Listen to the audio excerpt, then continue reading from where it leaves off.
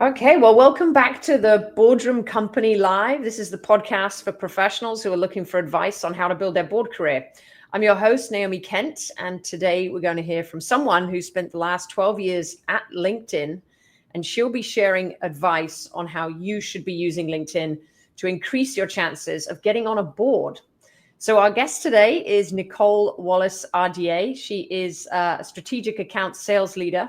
She has experience working directly with companies who want to increase their visibility and their revenue to build their business. And also, she's worked with a lot of branding agencies on how to brand executives and professionals on LinkedIn.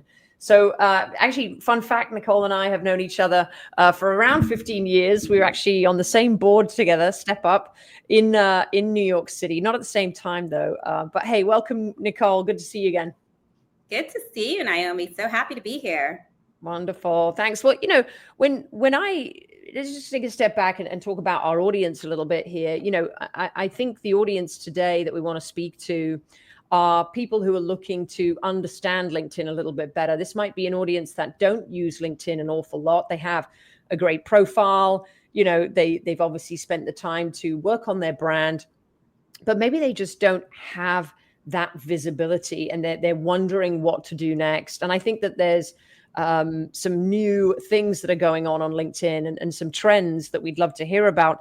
But what would you say to people? What would be the first step that someone might be able to take if they want to increase their visibility?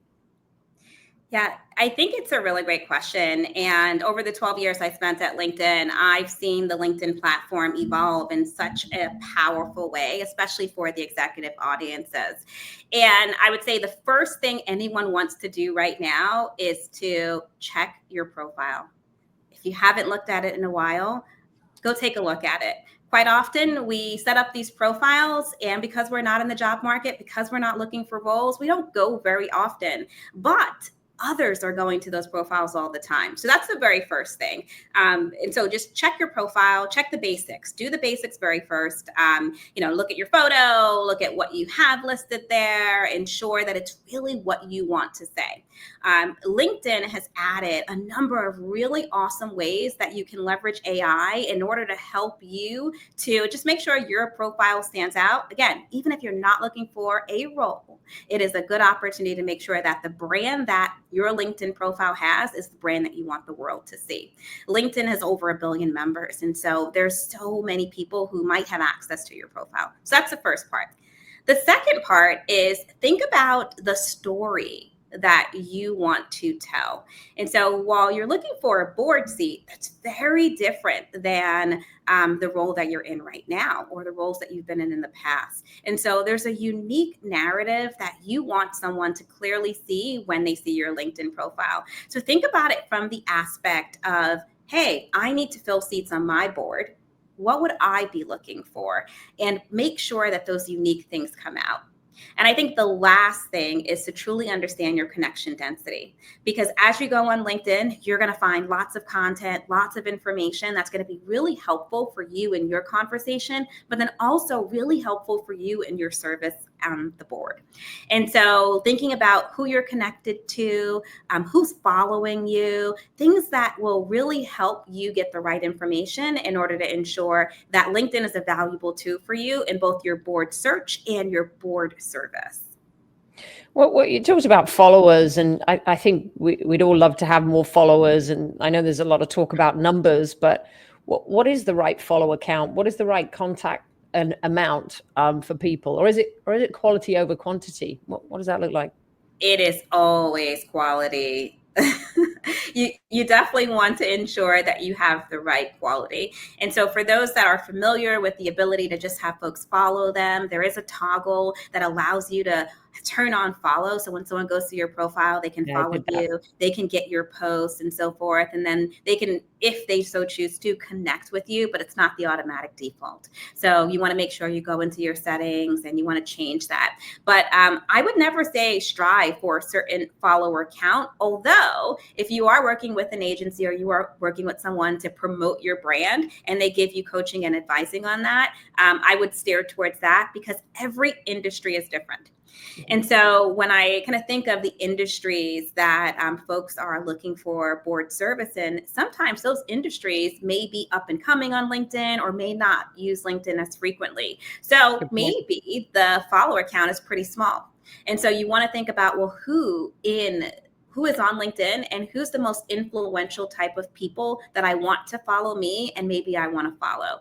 And so it's a very different thing about thinking about follower base on LinkedIn versus other social platforms. Let's talk a little bit about posting. I would say when I'm working with people, this is one of the, I say a lot of my clients tread very cautiously and very carefully when it comes to posting. There's a few reasons. One is there could be confidentiality reasons. They don't want to post about private or confidential things. Number two, I think a lot of them have built a great career without being public and too visible. And some of them are looking for board seats where there may be more publicity. So again, I think it's just a cautious sort of motivation. But what would be your advice for people who are like that, who are just unsure if they should or should not post? And what does that look like? It depends on the content that they are posting. So posting is always a great thing. Contributing to any conversation is a good thing. And so you can contribute in many different ways. You can post your own content. You can reshare valuable content. You can comment on things that you see posted. And so I would always say being part of the conversation is valuable. You bring something to the table every time you're part of a conversation, and you are inspiring and encouraging someone else by joining the conversation. And so if you are looking for a board seat, if you sit on a board seat, this is a service that you have. There are others that are looking for your expertise. The reason you are on a board and the reason you're looking to be on a board is because you have a unique expertise. So yes, do not share confidential information. Don't share anything that makes you feel uncomfortable, but I'm sure there's a wealth of information that you have that it would be impossible for you to scale to all the people who could possibly benefit from that. So LinkedIn is the conduit. LinkedIn is that opportunity for you to have a message that can go out to the professional world. And so what is more powerful than that for you as a brand and for the brand you represent as a brand? And how do people find, a person on LinkedIn? So let's say I don't post a lot, have a great profile. Are people just sort of searching for people? Is it recruiters searching? Well, how do I, is there a way to get more visibility, or is it okay just to sit still? Naomi, I think that really depends on what the goal is and what the person's looking for.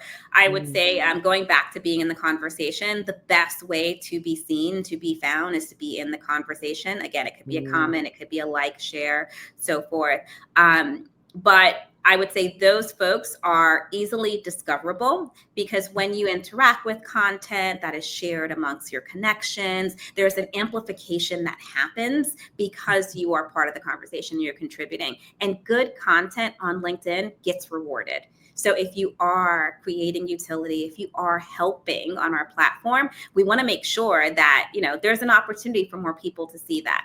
Not just like a cut and paste, not just something that's really not thoughtful. Like, please try to avoid those types of content, but there's really great things that you can add. Video is a great form of content. So if you don't have time and you want to post something interesting or something that you think can be consumed in different ways, video is a great way of doing that.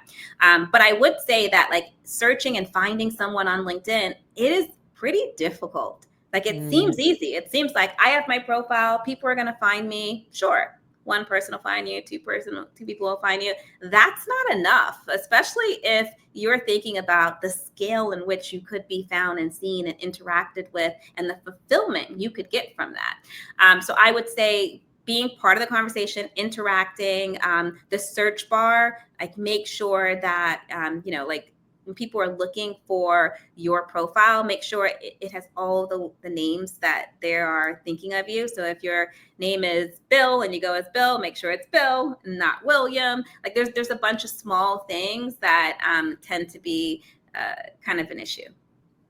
So it sounds like to me that if you are commenting, posting and you're sort of active on LinkedIn, it's almost like you're going to be more top of mind, right, for people. So if someone says, hey, I'm looking for a board member who's, been a CFO, we need someone who's really heavy on finance, and I'm seeing someone's name popping up, and they're talking about how they're a financial expert, and it brings that sort of top of mind opportunity. Is that a fair statement? I would say that's a fair statement, but I would also say lots of those conversations are happening in the background, right? They're happening You never know.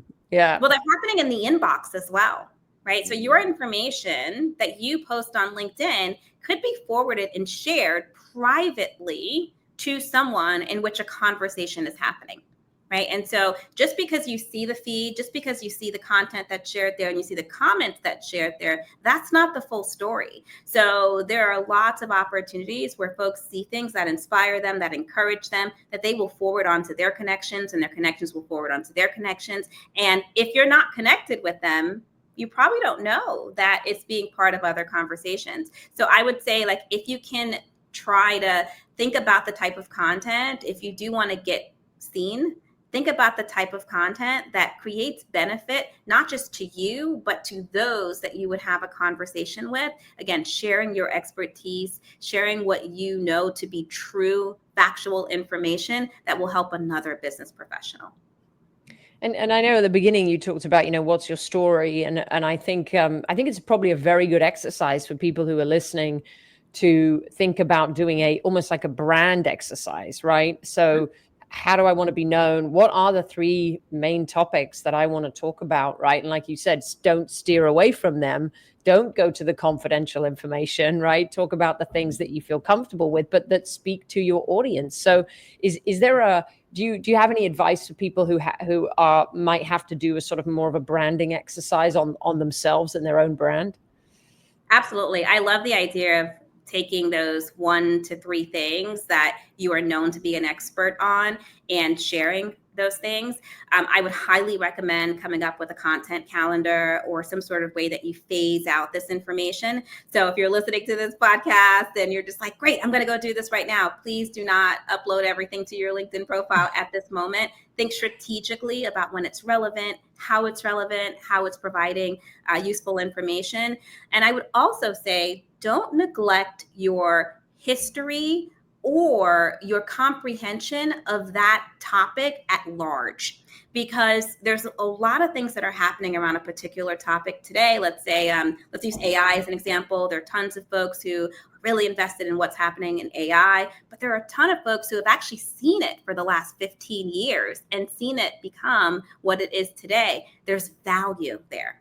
There's value on telling the story about what it is today and what it was, and helping to educate folks on the real opportunity we have with AI, right? And so that's just one example, but it could be energy, it could be fintech, it could be anything. And so as you're sharing content, sharing your learnings, sharing what you've seen over the years, sharing your unique perspective that really just helps someone come up with what's next is actually very, very good.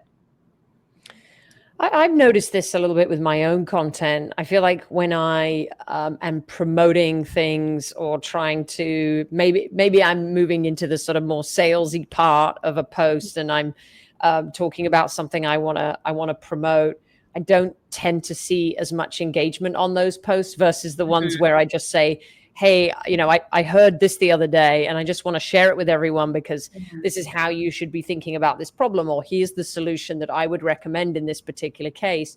Is that just my posts are really bad, or is there some kind of algorithm that's saying, we don't want to see your salesy posts? Like how should, is there something that we should be doing and not be doing, or? Well, LinkedIn knows that people are connecting in order to do business, right? They're connecting for commerce. They're connecting for an opportunity for folks who wouldn't normally meet each other or know each other to find business opportunity. But I do want to say, you just said salesy, and you're going to that salesy part. If that's what you're doing, then absolutely, I would say you may want to think more around utility and helpfulness and solutions. Like, who wants to be sold to, right? I'm in the sales profession, and I am probably the worst person to try to sell anything to. And so I feel like, what? I want help. I want someone to help me understand something. I want someone to help me figure out a problem that I'm stuck with. I want thought leadership so I can be creative and I can think in a certain way. So there's so many things that I want that, yes, I'm going to have to pay for. And I have to buy something in order to get those things, but they're not pitched to me as if they're being sold to me, right? And so I do think, and I said a little while ago that you want to leave your followers or your connections with something. And so oftentimes folks do want to say, contact me to learn more, or contact me to get more, but they don't really give anything.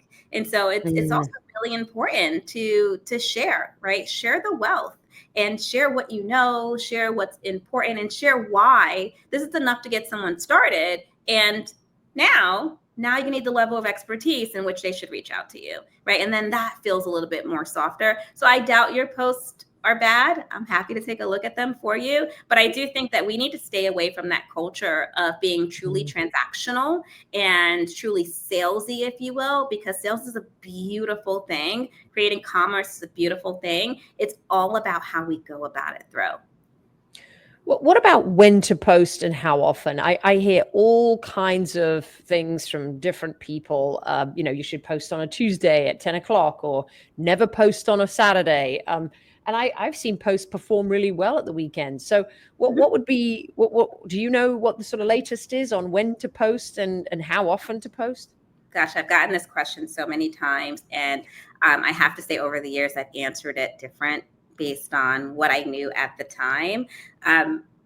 I don't know your audience as well as you know your audience, but the one thing I will say is the best time to post are when your connections are actively on LinkedIn.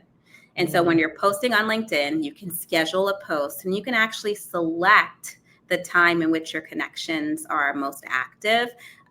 Rule of thumb, I spent a lot of time in financial services, and so I feel like the mornings are really good. Midweek is really good. Like there's a bunch of times that tend to work for me and my connections, but I can't say that is the case holistically.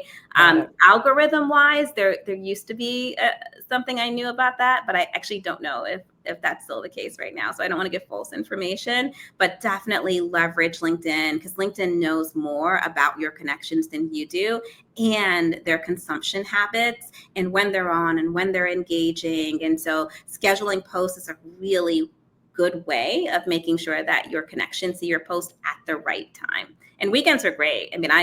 I'll have to say this. I think weekends are great to post, but it depends on what you're posting. So again, maybe content. It depends on the content. It always depends on the content. Every post depends on the content. But I've seen people post videos, like short form videos or something that's like easily consumable.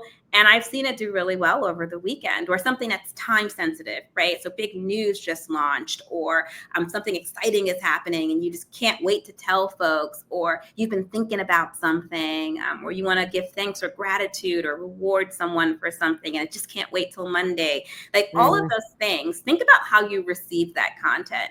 Right? You're waking up on a Saturday morning and you're like, man, I had a long week. And then you go on and someone's just, saying how much they love their team and they're thanking their team for something, or they're excited about the week ahead. It kind of changes your emotion. You're like, wow, you know what? I actually had a good week and I am excited too. And so you're like, I'm going to like that. I'm going to share that. I love that person's energy. Right. And then maybe you share that. And so I think that there are posts that do well on the weekends, but I would really question what content you share on the weekends. You mentioned video, and I know that that definitely seen the rise in video on LinkedIn. And there's sort of I don't know, maybe you'll tell me this, but I see two types of video. One is where you upload the video; it's a recorded video, and we'll probably be doing some for this podcast. I'll make some shorts, but there is also the ability to do live video. And then record it straight from the phone, but have it recorded as well. So why is there a rise in video, and what are you seeing in terms of trends there? Video works. Video's human. too many things we have are just not human and authentic. And when I say video is human, there are AI ways of creating video. So I do understand that.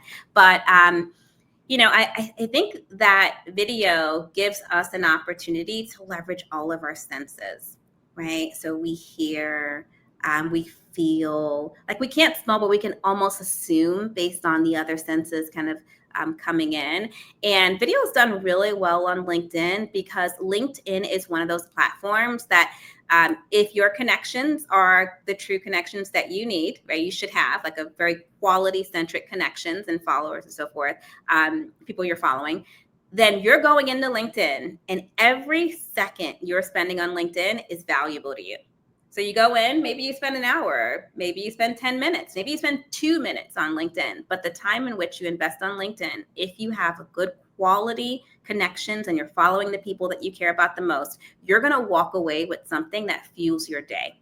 You're going to walk away with something that you can take into your next meeting. You're going to walk away with something that you can take into a job interview, wherever you might be going. And so video is a really fast way of consuming content from the people that you know have the information that might be valuable for you to make you successful today, right? And so sure, there's white papers. Sure, there are posts that send you out to websites. There's all of that stuff. But can you consume that in a minute, 2 minutes, a short amount of time? And so video is fantastic for that. Live event streaming is also really phenomenal for that because we know how many people are on LinkedIn. Like we know, like there's billions. Wow. It's like, you see so much, but you never get a chance to really connect with them. And you never have a virtual way to connect with them. And so a LinkedIn Live allows you to kind of be in a virtual room with strangers, with folks that, you can actually say, you have an interest in this and I have an interest in this. And we're both learning about a certain topic or hearing about a certain topic. And we're engaging it in a way that we're all going to walk away with something. Yours is going to be different than mine. But thank you, LinkedIn, for bringing this opportunity together where I'm like halfway across the country and experiencing the same thing that you're experiencing at the same moment, having the same feeling. And I can see it. I can hear it. It feels like it's in the same room with me. So video is so powerful.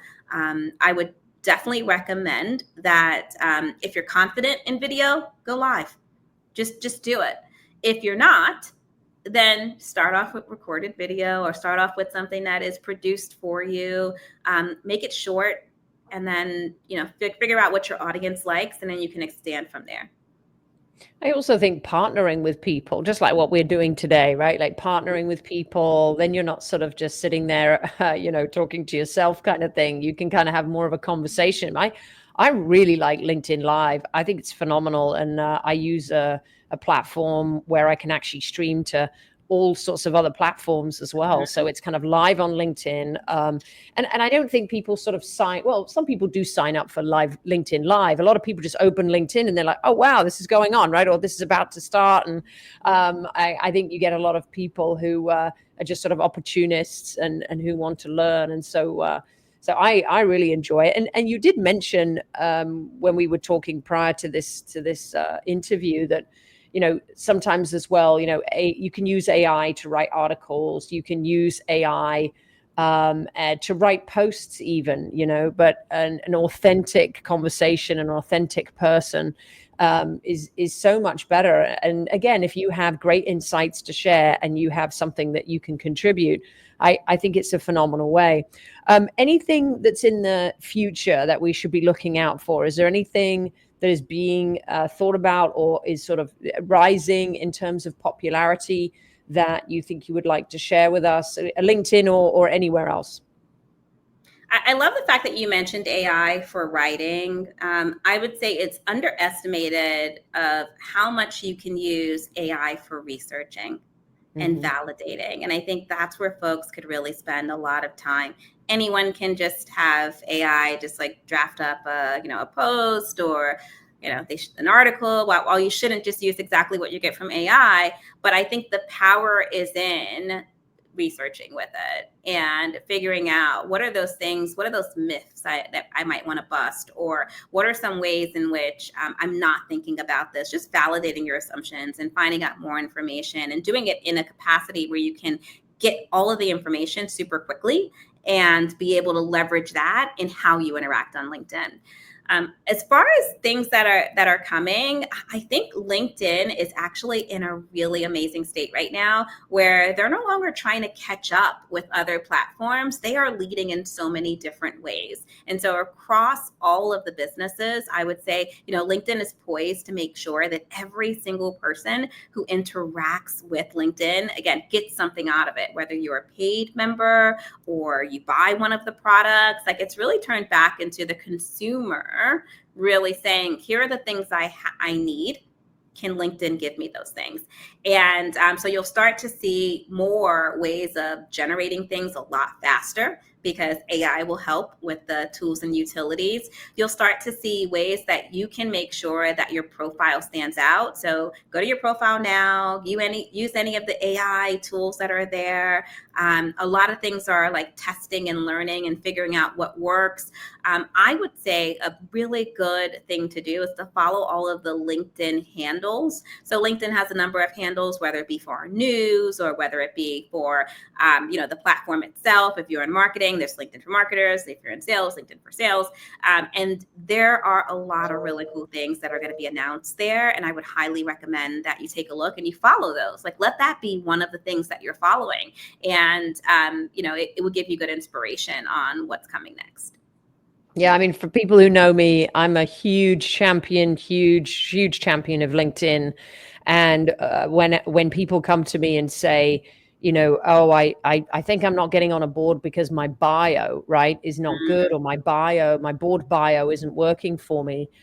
The first thing I do is look at their LinkedIn. And I say, well, I'm sure more people have looked at your LinkedIn in the last 6 months than that bio. And most of them say, well, yeah, I haven't sent the bio to anybody, right? So I always start with LinkedIn. That's the first place, because if you and I are going to meet for the first time, I'm looking at your links. That's my first impression before I've met you in person or before I have a Zoom. So, taking it pretty serious, taking how your profile appears and your brand on LinkedIn, taking that seriously for board roles is absolutely essential. So I think that branding conversation is amazing. This has been. I would also add, Naomi, it's the full package, right? So it's like you're layering the onion, right? And there's the bio. Great. Oh, wow. I'm very interested in this person. Now let me see some of their work. Let me see some of the things they've done. Let me see their connections. So you're peeling the onion, and there's so much. And I think using mixed media to do that, right? So writing a good bio, maybe having a clip on, who you are, what you've done, like having a sizzle reel could be really interesting as well. Like, you have to think about the folks that are on the other end that are consuming the information. And it's no longer a one size fits all. It's no longer, I have time to sit here and read a stack of papers like this, or to sit and, read a 20-page document. People are listening to a podcast for a reason.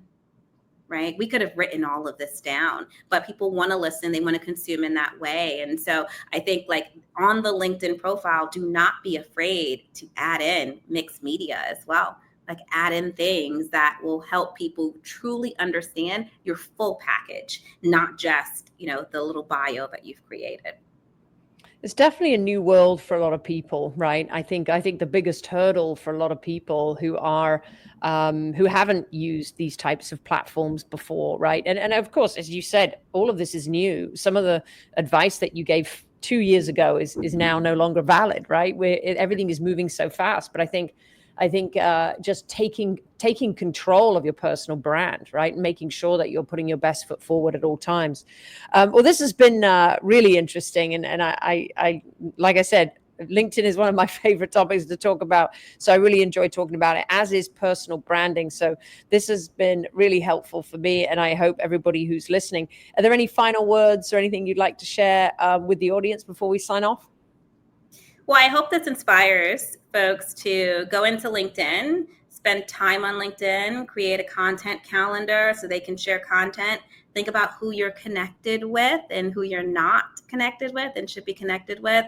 And when you're interacting on LinkedIn, think about it as an opportunity. It is an opportunity to be in the spaces, in the rooms, and the places that are talking about you, maybe, or maybe you don't even know who you are. it's the best way to get discovered for your current opportunity or for the next opportunity. So I'd really encourage everyone to think of this as a key or an opening to what's next in their board search. Phenomenal. Thanks so much, Nicole. Always good to see you. Thanks again. Thanks, Naomi. All right.